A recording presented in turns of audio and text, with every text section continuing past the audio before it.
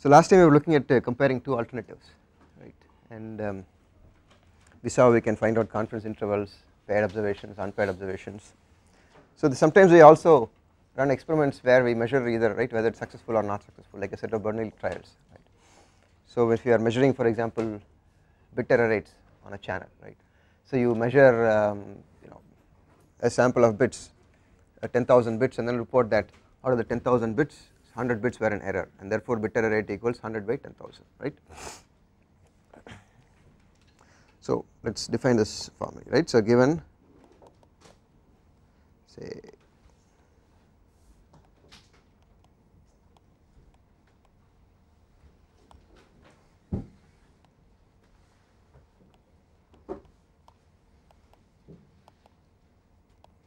so for example, right,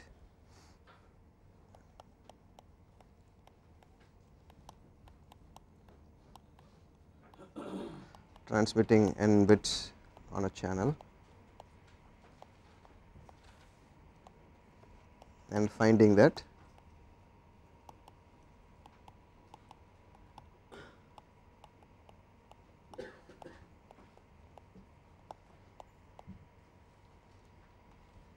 n1 bits are an error.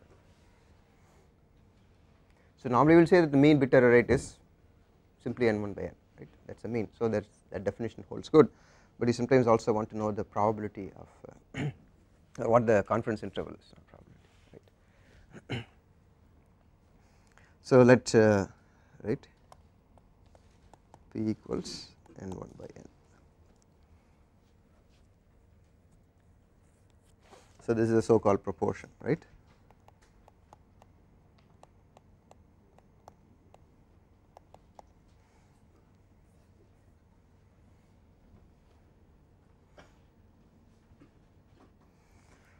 But if you want to have something more statistically serious to say about the bit error rate of this channel or something else, right, then we talk about the confidence interval of this proportion.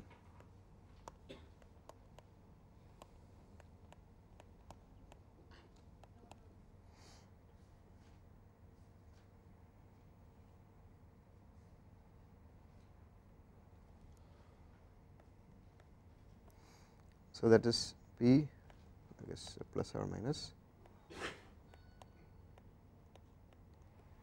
z1 minus alpha by 2, right. So your standard, then the standard deviation, right, of a Bernoulli trial is p into 1 minus p, right, or the variance is rather, standard deviation is square root of that, and since we did n experiments, right. The book says that they use the binomial to derive this, but I find it easier to think of this as a set of Bernoulli trials, right. Ultimately it ends up to be that, but anyway, so this is the confidence interval for your proportion, but it requires that this np is greater than or equal to 10. The book does not go on to explain why, and I have not also bothered looking into it, but the book has its examples which has np less than 10. One of the examples it shows later does not meet this condition, so somewhere there is a discrepancy. So for right, so this is again very simple stuff. So these are your 2 mark questions on the final exam, right. So if you are going to Gurunath for making copies, you find that 10 out of every 1000 papers, right, gets messed up because it gets stuck in the printer, right. So say, right, 10 out of, right,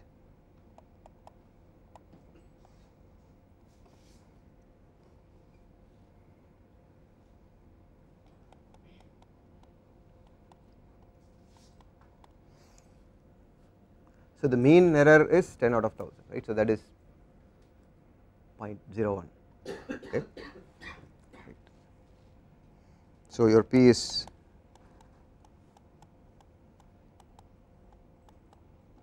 0.01, but the 90% confidence interval,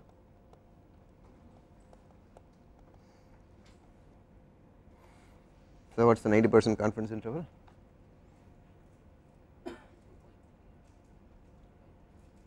2.3. No, but we have to do some other things, right?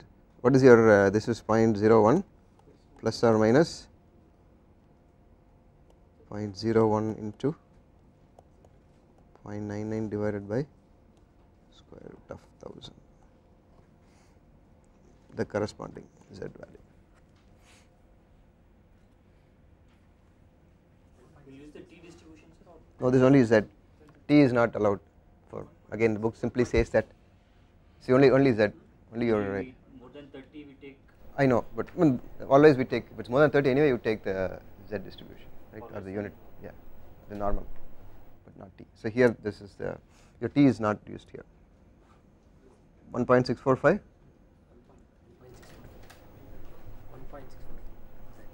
right, 9 is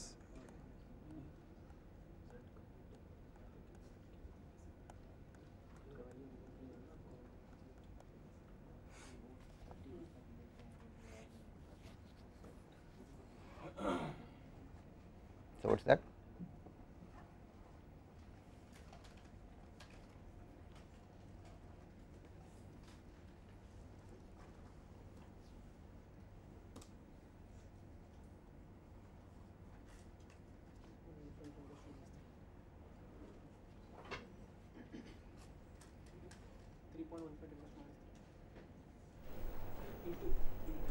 Into 3 point.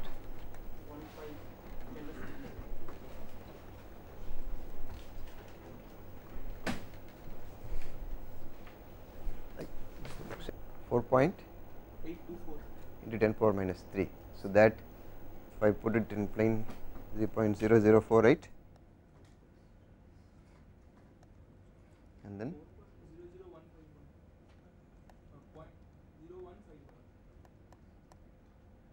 so that is your 90% confidence interval.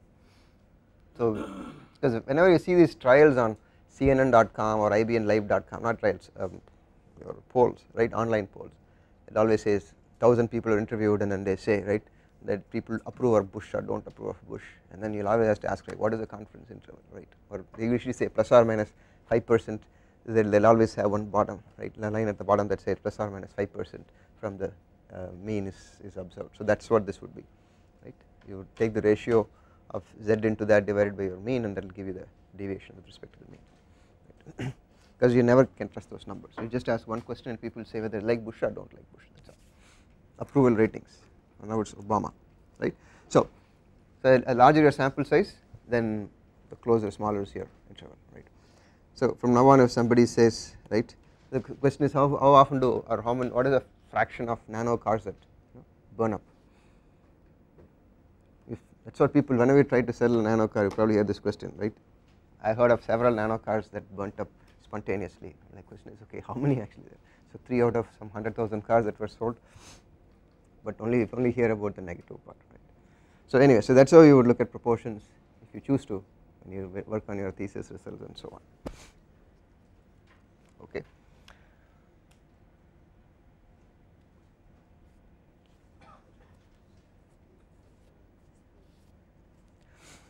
So that's confidence interval for proportions. The next related topic is, let us say that we have the choice of conducting as many experiments as we want, for example replications, right, that we saw in our simulation runs and so on, where we have control over M. So there we saw what should be the number of replications that necessary to meet certain width of the confidence interval, right, certain. So that's what we will try to find out.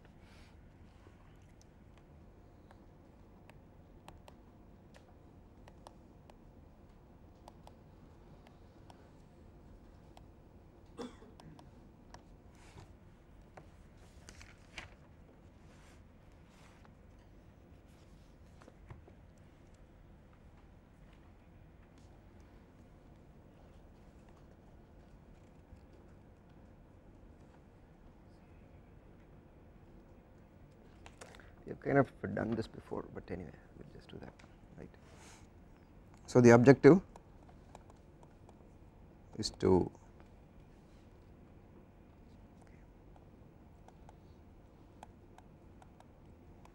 estimate the mean performance of a system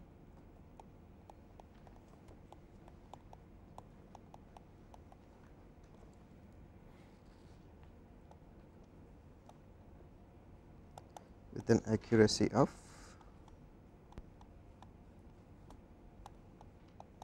that is R% and a confidence level of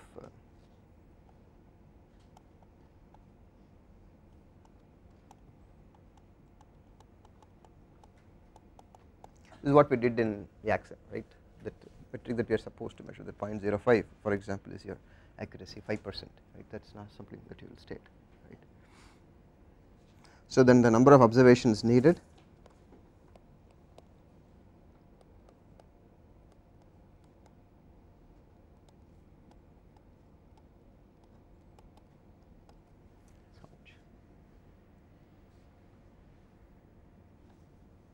so I want to conduct, right, experiment several times, n number of times, but the only condition is that ratio of mean, right, your width of the interval, the plus or minus, that should be bounded by this R%. It is not the entire width, half the width, we can say the width if you want, but we will say half the width, right, half the confidence interval should be bounded by R. So how do we do that?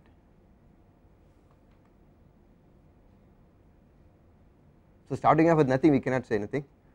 So we have to conduct some basic experiments with 1000 trials and then compute the x bar, the mean, and the sample standard deviation, and then based on that we can try to do, right. So we need to conduct some initial set of experiments.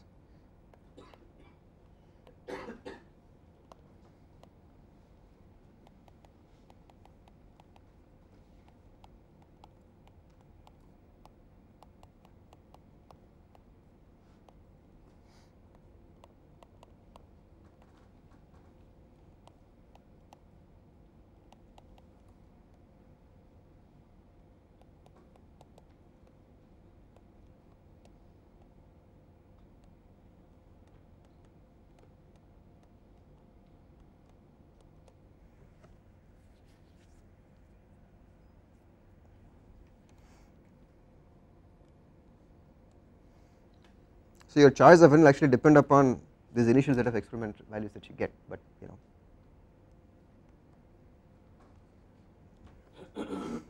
So basically it is x bar, right, plus z, whatever that you are looking at, into, so this is the actual, right, the interval plus or minus, and this we want this to be equal to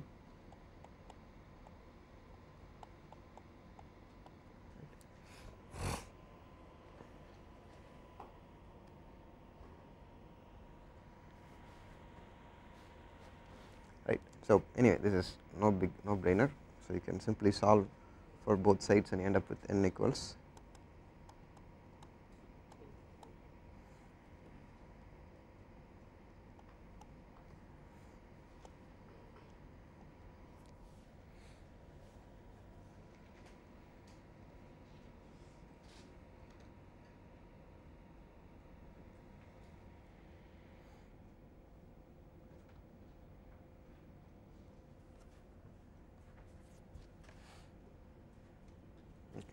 so for example, right, so based on some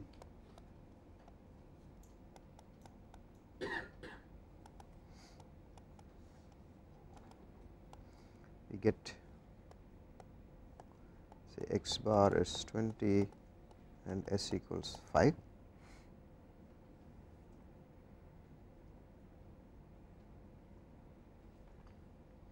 okay, x bar is say response time, right. So if R equals to 1 and the confidence interval we are looking for is 95%, what is n?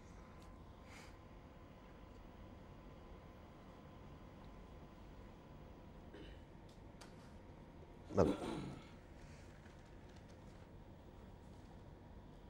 yeah, okay, whatever, the book uses a smaller value, right. This is R is we said this is in percent, right. So R is fairly small, R is 0.01.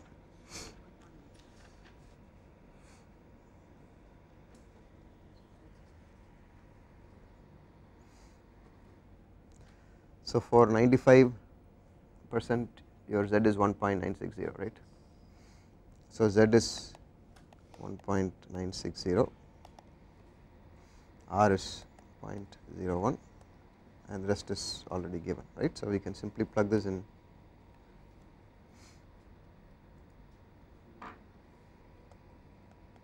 So what is n? So we need 2401 observation to get this required value.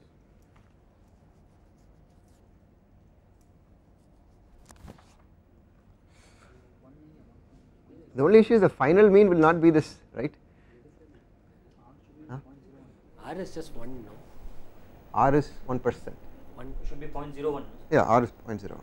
No, but in the formula you already accounted for the percentage. Oh yeah, sorry. Yeah, yes, okay. I jumped there. There we go. But so it should be directly 1. So it will be simply 1, yeah. In the question also it will be R equal to 1 means it will be 1. R is 1, yeah. So yeah, so it is basically 100 into 2 into 5, so that is 1000 divided by 20. So that is 50 squared, so 2000.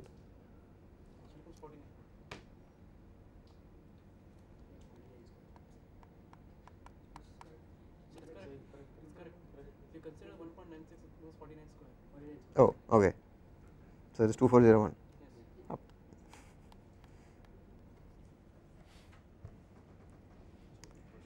So we can do the same thing, right, for proportions also, which I will not elaborate much upon, right. So sample size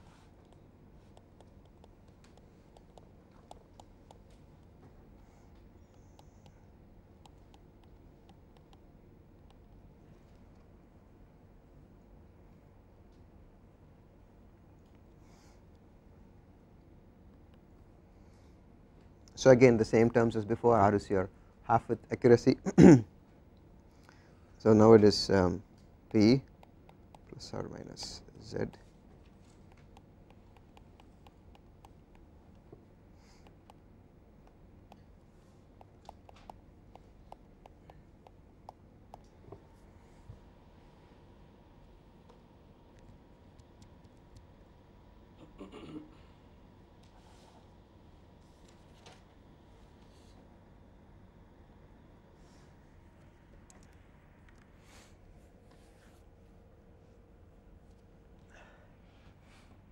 The book has this annoying habit of switching from percentage in the previous one to no percentage in this next one. So the book will not have this R by 100, but you know what to do, right. There they simply take R as the entire width that you want, not as a ratio. And let us see, here will we have actually ratio, yeah, if it is P then it will be, yeah, if it is with respect to the proportion itself then it will be that. If it is simply a raw value that is given, then you will simply take P plus or minus R, right. So you can again solve for n, which we will skip for now.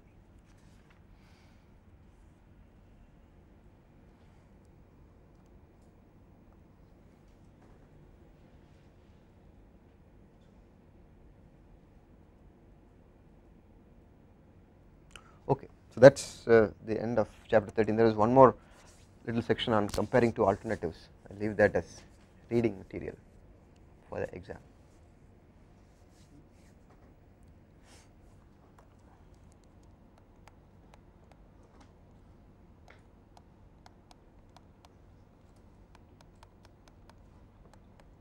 Okay, so that brings us, so we sort of went back to the book, right, somewhere in the beginning part of the book. So the other chapters in the earlier section which I skipped are workload characterization and all that blah blah, which we will never get time to this semester. So what is coming up next is, so now this was just a window into, if you want to compare two different systems or two or more systems, how would you compare that and what are the confidence intervals and so on. Next we will look at actually designing experiments and then trying to find out when I have a set of factors, multiple factors that impact the performance of a system, for example CPU speed, memory size, cache size and so on, how do these different factors affect the performance, which is more significant than the other, right. That is what we will step into next. But before that there are two chapters on simple linear regression models, which most of you would have seen, right. Linear regression models, fitting something to a straight line y equals mx plus b and all that stuff, right. If not, I mean that is If you are interested, you can look at that. Many times when we have plots at the end of your results analysis and so on, right, you would want to see if it fits a linear model, and that is usually a prediction, right. So you can predict for some unknown values or experiments that are not tested with some different parameter combinations. So that I will leave for your own self enthusiastic reading. Actually, this formula that you use Yeah. to determine n. Yeah.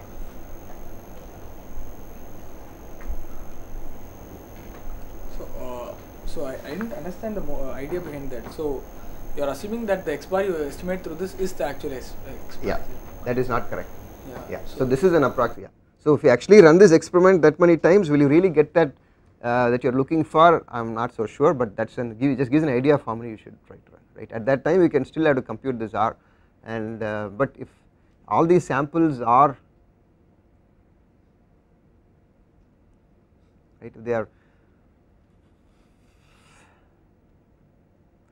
if they represent that same or from the same distribution, then the assumption is that this x bar represents the sample, the population mean, right.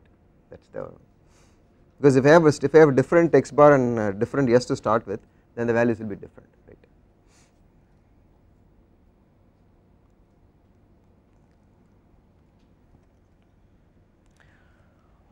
Okay. So next is looking at experiment design, right, and analysis of factors. So that is the next part of this entire textbook.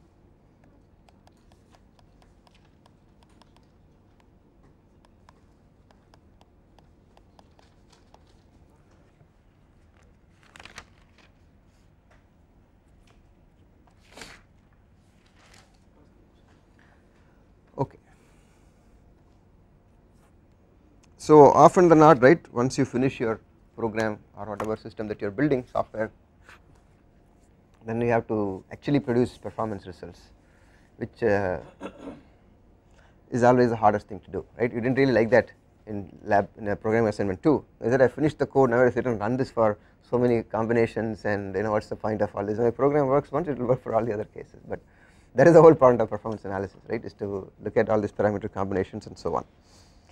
So that is what this part is all about. So some of the definitions, right, that we will need, I will just list that here. These are things we already have seen, but just as a reminder, right. So for any system, we use the term response variable to measure some part of the system's response. It is also called metric, like delay, throughput, queue length, all those are your response variables, right, that depend upon. We talked about, right, in the early part of the, I said you specify the system's parameters, configurations, right, number of servers, the queue length or the number of buffers, right, the CPU processing capabilities, all those are your factors. So factors are one that you control that change the performance of the system, right, depending on which, and studying factors is important because you want to come up with a set of operational parameters that will give you the best performance, right. If you are seeking some performance goal in mind, like you want to service 10 million transactions per second, then you should have an idea of how many, right, systems you need or how many CPUs you need, virtual boxes you need, and so on. So factors are one that you play with, and response time is what you measure, and again these are all fairly rudimentary stuff, and the different values that each factor can take is called a level. Okay.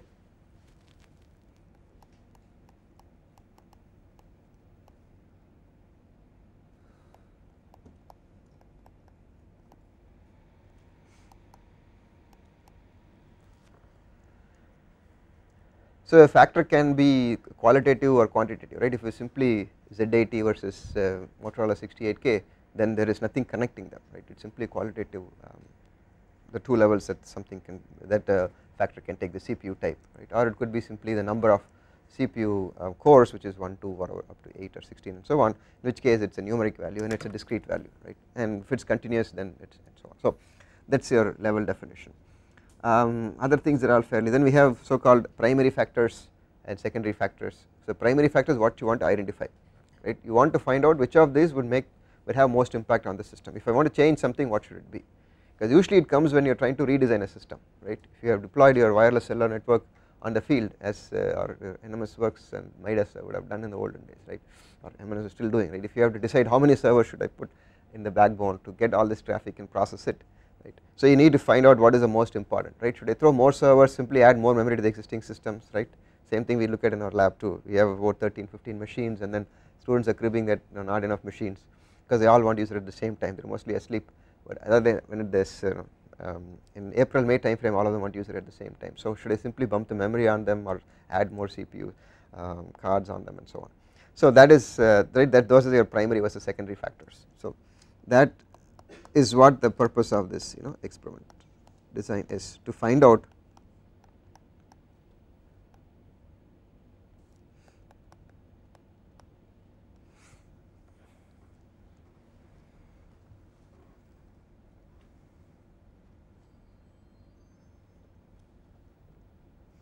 then of course we know about replications, right. So we look at experimental design and analyzing the importance of different factors with and without replications depending on time. Chapter 17 is without replications, 18 is with replications. If I do both, we will be running well into next Wednesday, and I still have chapter 20 to cover. And there are other items which are not design experimental unit. I will skip all that. And one more important thing is interaction among factors.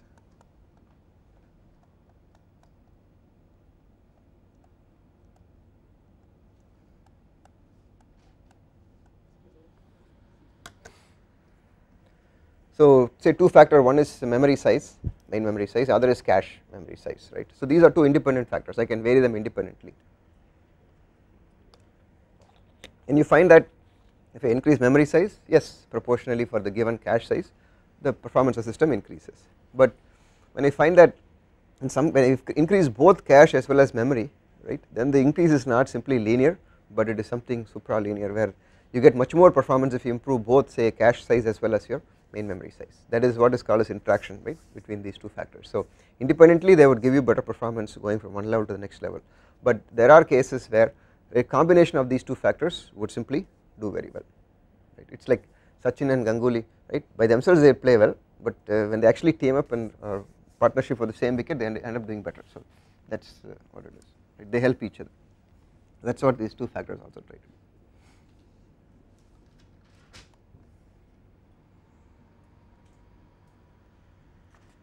Okay, then there is a big list of common mistakes made in experimental design, which all of you should read.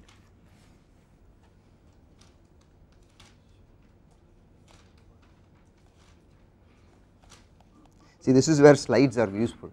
Rajan has his slides, but unfortunately I am an NPTEL, I have to get his permission before I use his slides, but otherwise you simply can flip through the slides and find out. By the way, all of these chapters are on Raj Jain's webpage, in case you have not dug into that, right. Same mistakes in the book are also in the slides. Yeah, I don't know if he has not fixed those. Okay, so all right. So now, so what are the different types of experimental designs, right?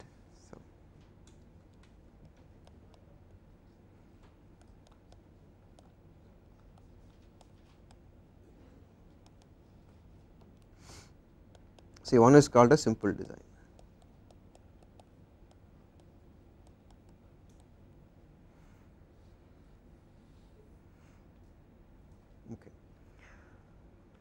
So we will always talk about k factors.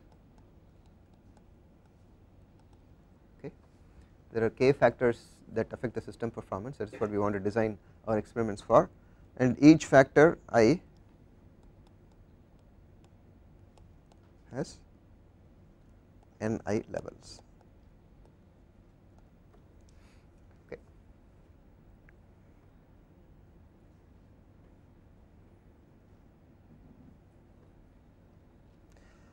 So for the book example, I will just use as it is.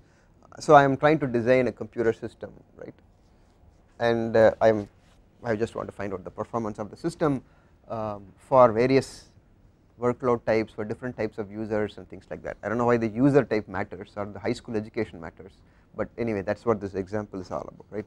So let us say that I have CPU is a factor, right. I have 3 factors, and again I sent a mail 2 weeks ago to Raj Jain saying he should update his book, but he did not reply to that mail.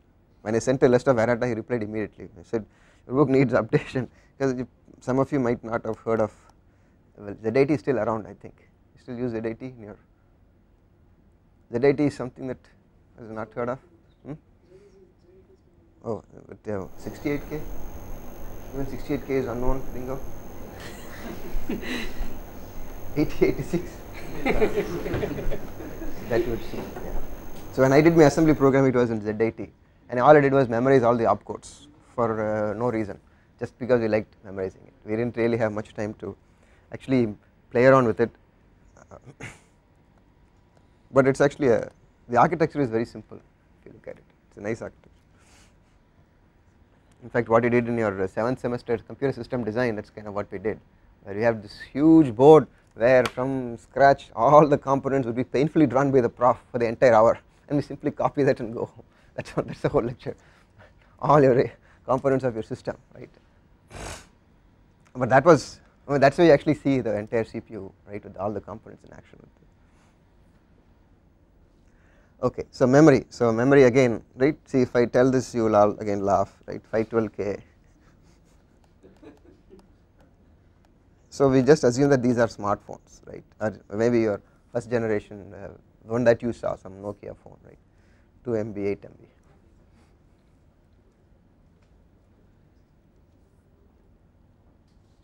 Then disk drives, let's say. So this is, so these are your different factors, okay. And then workload.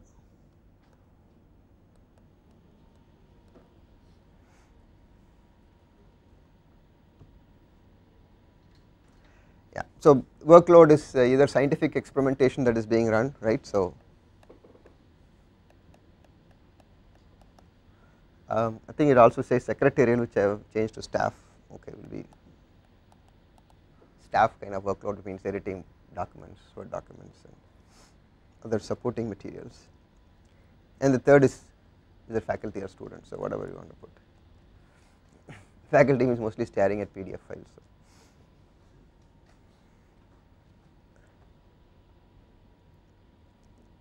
So.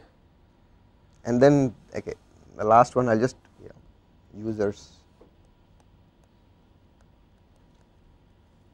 education levels, which is maybe not relevant to this study, but perhaps in those days they didn't have all these windows, right. So you have to actually type those commands. Have you seen when you check into an airport what they do? They type this sort of long series of commands, right, something / / / / and so on. That's from the 80s. They still use that for checking you in. It is not, when we log in and check on the web, that is different. We have those nice buttons and so on, but as far as I remember, I still see those folks using those ancient codes, right, to check you in and change and so on. So to do that, your level of education matters, right. If you are, so if it's a highly complex system interface, then okay, this is high school. All of this is irrelevant, but anyway, I wanted to give you an idea as to what we mean by levels, right. So you have to now design a set of experiments, right, that tries to characterize the system performance for all these types of workloads, right, for us to a scientific workload run by a high school educated person, a PG educated person and so on, right. At the end of you want to have this big comparison to say whether this, what are the right set of parameters, right, that the system is suited for and so on. Okay. So in a simple design, what we do is we start with the basic configuration.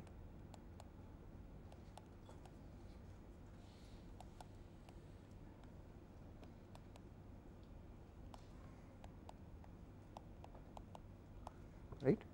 So default configuration is there is some default value for each parameter, right. So you will always say, if you see in a paper, good paper, they will say these are all the different values, but if I do not specify anything, the default value is this, right. For each factor you will say that this is the default level. For example, CPU, if you do not say anything, it is 8086, memory is 8 MB and so on. So you always have the default set of values for every parameter, and that is always listed in some table form. Okay, so you start with the default configuration, then that is your first right, this is your first experiment, and most of the times it ends here. One default configuration, here are my results, I am done. Okay, end of report, I am submitting my report, I do not need to do anything else, right. But anyway, this is the simplest design, start and end with the default configuration. But if you want to do a simpler design, then what we do is, right, so then change, okay,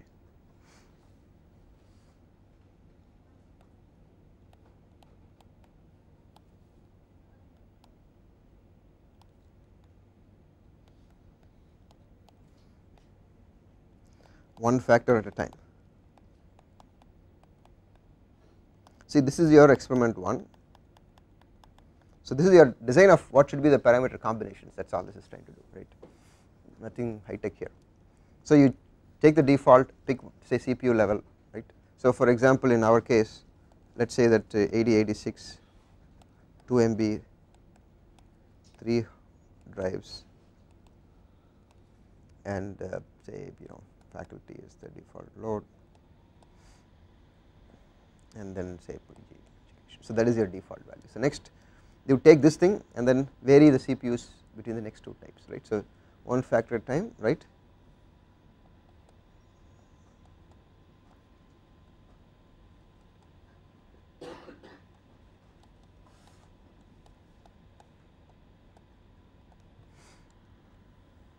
So you simply take the default and then change one factor at a time, right, running it across all possible values of that particular factor, all possible levels of that particular factor. So the total number of experiments is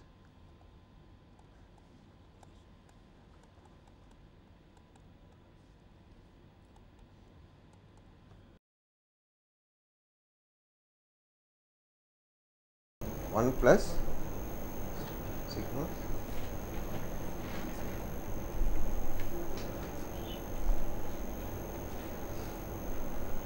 because for I have one basic system, right, and every time I can only already have included one of the possible values for that factor.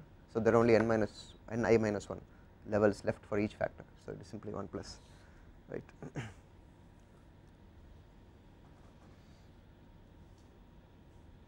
So in our case, how many experiments will we have?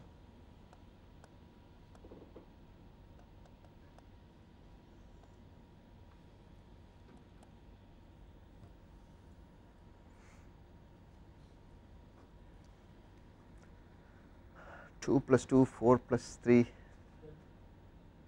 7, 12.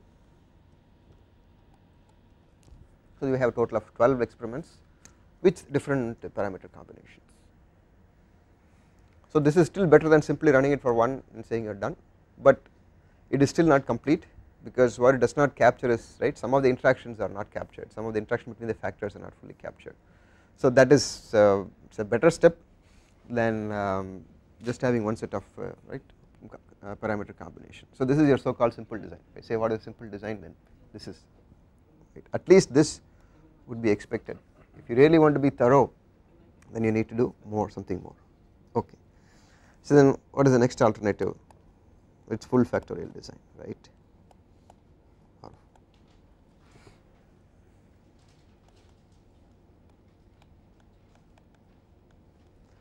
Yeah, this word factorial is appearing here, but I do not see any factorial as such. Is it factorial? Well, okay, if you want to look at product as factorial, yeah. Okay. So full factorial design is, guess what, right, all combinations, right, and that is what is expected in my group, non-lab group. I may want to put this on my website next time. If you want to do a project with me, full factorial design, if you are willing to do that, then you can join the group.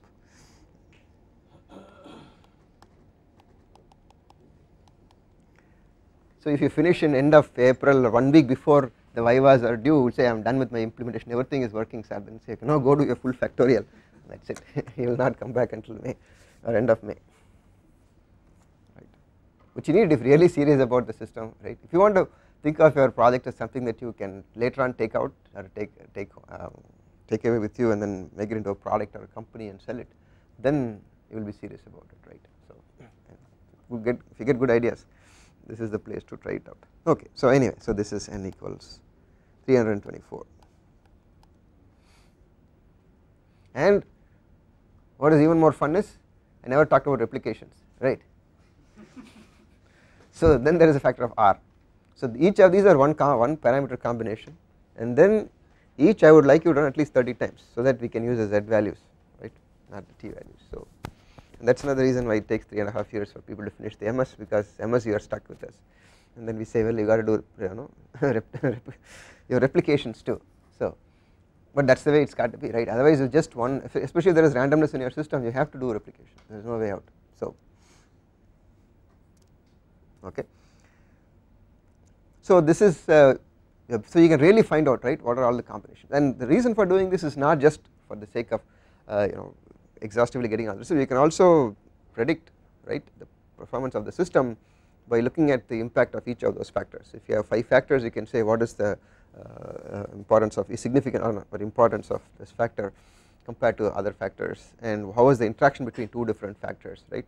So if these two factors put together, does it change your system in a significant way compared to changing them independent of each other, and so on. So that is why you would like to do that, but naturally it is very time consuming, right, and especially when the code keeps changing frequently. If I save, if you find a bug just before the due date, then you have to go back and run all of this a number of times. So it is good, but it is kind of too exhaustive and it is very time consuming. So that is why there is something called fractional factorial.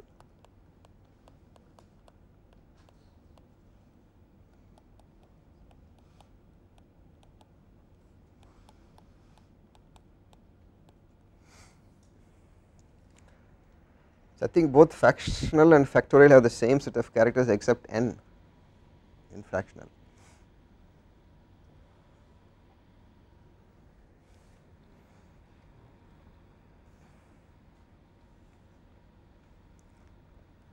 So this is sometimes called, so this is okay, no, we are not yet into 2, right. So the book talks about fractional factor, how to design the set of experiments, right. In the same set, for example, if you simply do not keep the number of disk drives as fixed, then you can cut down the number of experiments to 81, right. If you do not vary the number of disk drives, say I am going to use 4 disk drives because I know what it is needed, and therefore I can simply have only 81 experiments, which is much better than 324 experiments, and so on. So what we are going to do in the next, this is end of chapter 16, finish, okay, this is a very simple chapter. So now we go to the more important stuff, right. So we will look at full factorial. What is fractional factorial? Oh, I never told, I just said, right, skip one. Okay. Okay, example.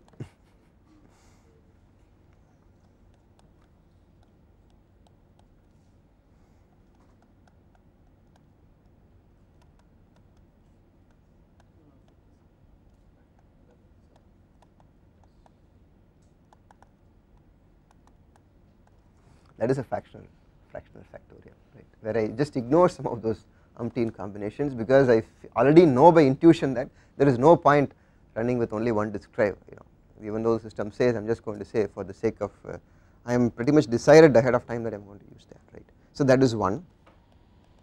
Here is another one, just a little bit okay. So we have say 68K. Oh wait, do not write 27, it is 9.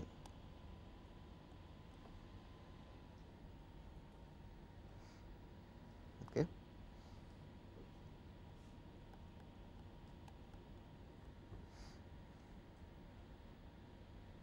What did we say this was?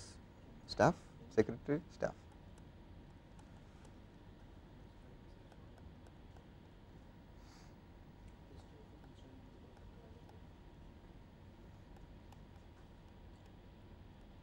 So this is the result of the design. How we do this design is coming up later, which we will not have the time to go through. So you will have to, after all your exams are over, right, go through those chapters in the book. You won't have the time to actually figure out how this is done. It is fairly straightforward, but no time to do that this semester.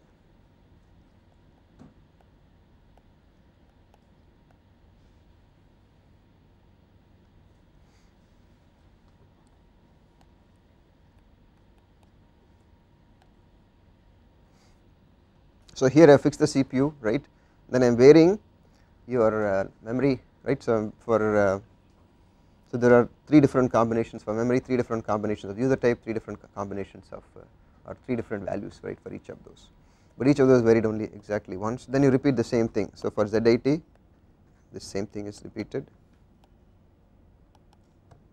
and then 8086 same thing is repeated,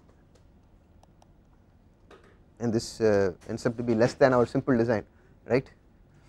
So this is actually less than the simple design. So if you want, we can throw the describe also. I have not included the describe in this one, I am saying I am ignoring that. If you want, you can also include describe combinations here to get something more, but this is an example of a fractional factorial design. There are only some of the combinations are derived not arbitrarily, but based on one table that you can generate. Okay, so does that answer what this? The fractional factorial is a subset of those combinations derived in a slightly different manner compared to your simple design, but it still tries to keep some of those combinations and tries to ensure that some of these factors can be identified easily. In fact, if you look at the book chapter, it will say, it talks about confounded factors. So 2 factors that combine together are confounded because you cannot differentiate, because you do not have those values, you only have the combined coefficients of their impact on your system performance. Okay, so that is